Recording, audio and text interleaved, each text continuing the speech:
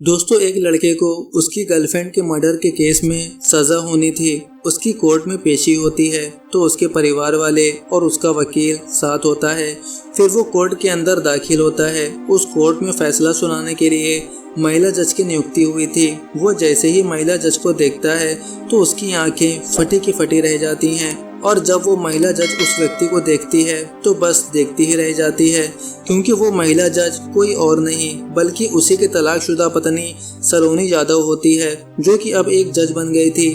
दोस्तों, कहानी बहुत ही अद्भुत है। आइए जानते हैं कि मुजरिम की तलाकशुदा पत्नी उसके हक में क्या फैसला करती है और कैसे ये दोनों एक दूसरे से अलग हो जाते हैं। क्या सलोनी अपने पति को बचाएगी या उसकी सजा बरकरार रखेगी? दोस्तों, एक लड़का जिसका नाम पंकज यादव होता है, पंकज का विवाह एक पढ़ी लिखी लड़की जिसका नाम सलोनी यादव होता है, अरेंज मैरिज से हुई इन दोनों की ये शादी बड़ी धूमधाम से होती है और सलोनी अपने ससुराल में आ जाती है। शुरुआत के 1 साल में तो सब कुछ बड़े अच्छे से चल रहा था, लेकिन कुछ समय बाद पंकज का बर्ताव बदलने लगता है। वो सलोनी की पढ़ाई बंद करा देता है और उससे बात बात पर झगड़ने लगता है, मारपीट करने लगता है। अचानक से बदले उसके इस स्वभाव का कारण था उसकी बाहर वाली गर्लफ्रेंड। पंकज को एक लड़की से बेइंतहा प्यार हो जाता है, जिसके चलते वो अपनी बीवी को तंग करने लगता है। उसे वो प्यार नहीं देता था जिसकी वो हकदार थी। वो अपनी गर्लफ्रेंड पायल के साथ ही अपना सारा समय बिताता और सलोनी को हमेशा उसकी तारीफ करके सुनाता रहता, उसे चिढ़ाया करता था। सलोनी फिर भी उसे कुछ नहीं कहती थी। सलोनी बड़े ही सुलझे ख्यालात की लड़की थी। वो पढ़ी लिखी समझदार थी। समय ऐसे ही बीतता गया, लेकिन सलोनी के सब्र का बांध तब टूट जाता है जब पंकज अपने गर्लफ्रेंड पायल को उसी के सामने घर लाने लगता है। सलोनी के विरोध करने पर वो उसकी पिटाई कर देता था। आखिरकार वो अपने पति की हरकतों से परेशान आकर उससे डिवोर्स ले लेती है और अपने पिताजी को बुलाकर उनके साथ अपने घर चली जाती है। अब पंकज बेहद खुश था।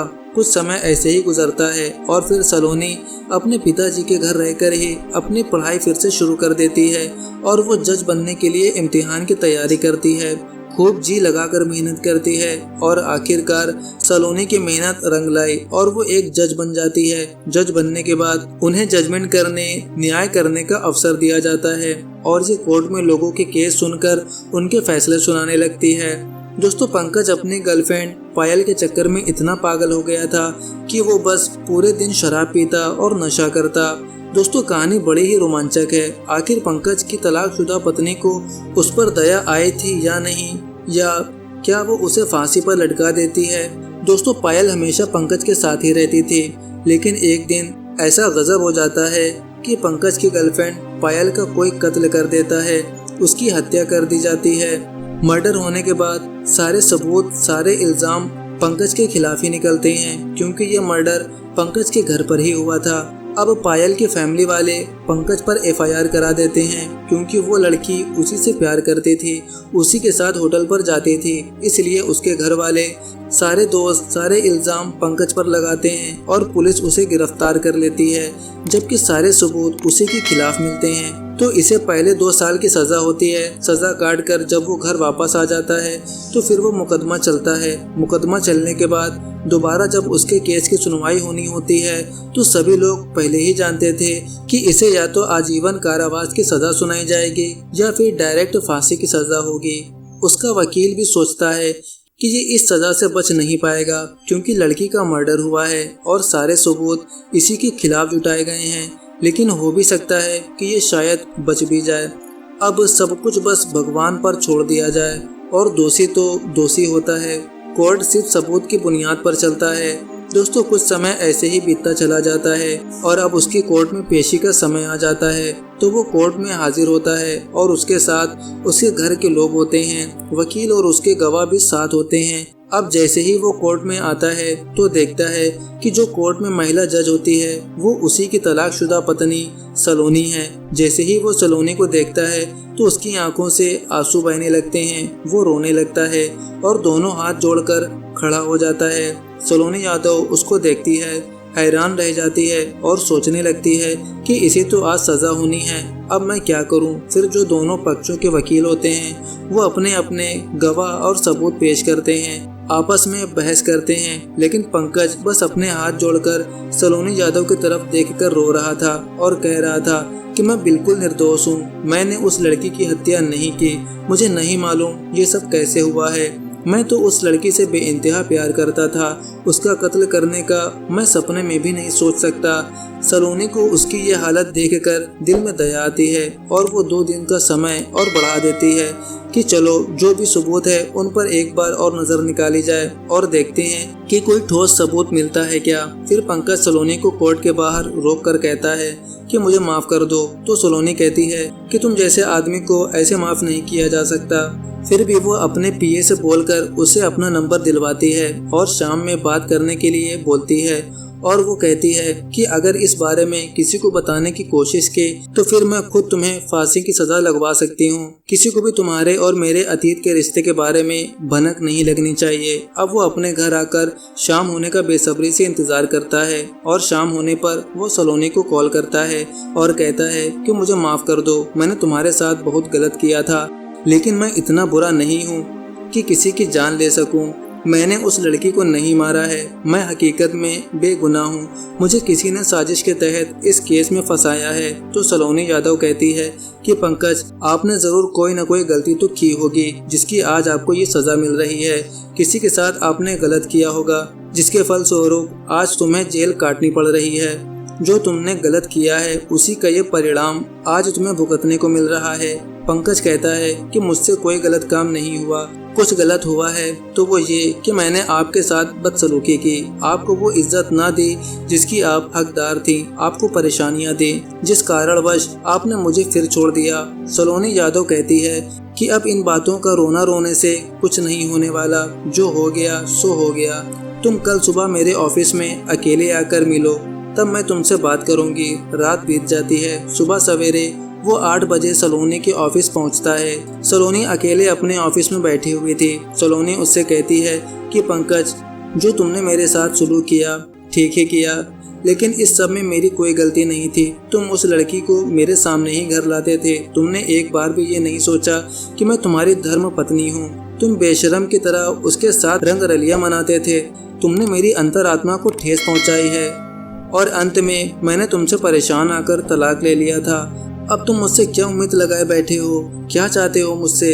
अब पंकज दोनों हाथों को जोड़कर सलोनी के आगे रोना गिड़गिड़ाना शुरू कर देता है। उसके पैरों में गिर जाता है तो वो उसे रोकती है। फिर वो कहता है कि मुझसे बहुत बड़ी भूल हो गई है, मुझे माफ कर दो। अब जो हो गया मैं उसके लिए बहुत शर्मिंदा हूँ, लेकिन मैं सच बोल रहा हूँ, मैंने उस लड़की का कत्ल नहीं किया, मैं बिल्कुल निर्दोष हूँ। मुझे हकीकत में नहीं मालूम उस लड़की की मौत का जिम्मेदार कौन है, किसने उसकी हत्या कराई। वो बस मेरे रूम पर आया जाया करती थी।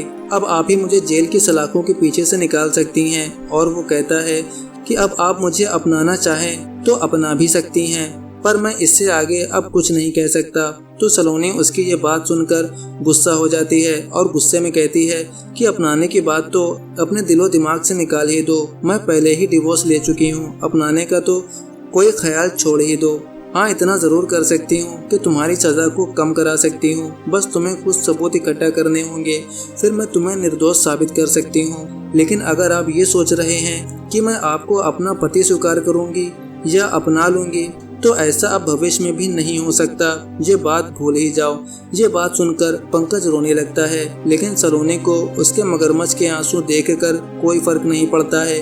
वो कहती है कि अब ये रोना धोना बंद करो, मैं बस इतना ही कर सकती हूँ तुम्हारे लिए, जो तुम्हारी आजीवन कारावास की सजा है उसको कम करा दूंगी। इसके बाद तुम अपनी जिंदगी की नई शुरुआत कर लेना, चाहो तो दूसरा विवाह कर लेना, लेकिन ये बात बिल्कुल भी मत सोचना, क्योंकि तुम वही इंसान हो जो किसी के दुख दर्द को नहीं समझते हो, बस अपने ख्वाहिशों को पूरा करने के लिए दूसरों के दिलों से खिलवाड़ करना जानते हो। मैं परेशान रहती थी तुमसे, हाथ जोड़कर मिन्नतें करती थी, लेकिन तुम हमेशा अपनी उस गर्लफ्रेंड को तवज्जो दिया करते थे और मेरे विरोध करने पर मुझे खूब पीटते थे। मैं वही सलोनी यादव आज एक जज हूँ। मैं अब तुम्हारे साथ जो चाहे वो कर सकती हूँ, लेकिन मैं तुम्हारी तरह नहीं हूँ। मैंने तुम्हें अपना पति माना था, पर तुमने अपना पति धर्म कभी निभाया ही नहीं।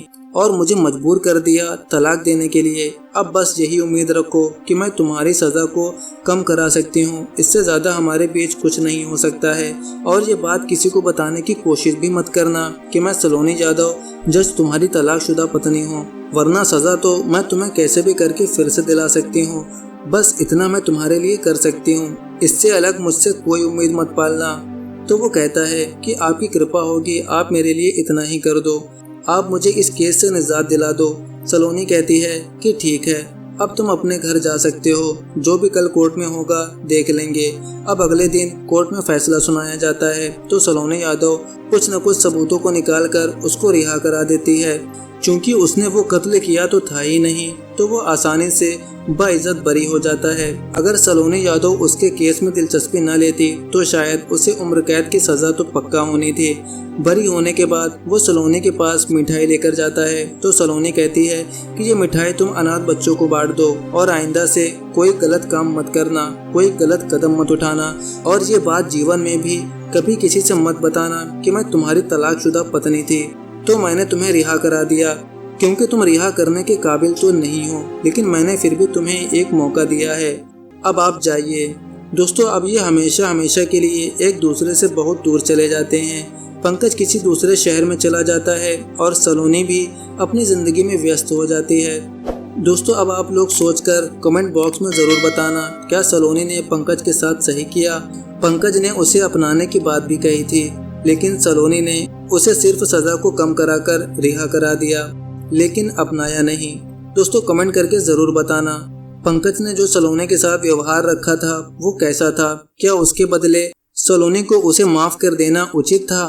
दोस्तों, मेरा नया चैनल है, तो अगर आपको ये कहानी ज़रा भी पसंद आई हो तो मेरे चैनल को सब्सक्राइब कर दें, वीडियो को लाइक भी कर दें। धन्यवाद। मिलते हैं आपसे एक नई कहानी के साथ, तब तक के लिए अलविदा। जय हिंद, जय भारत।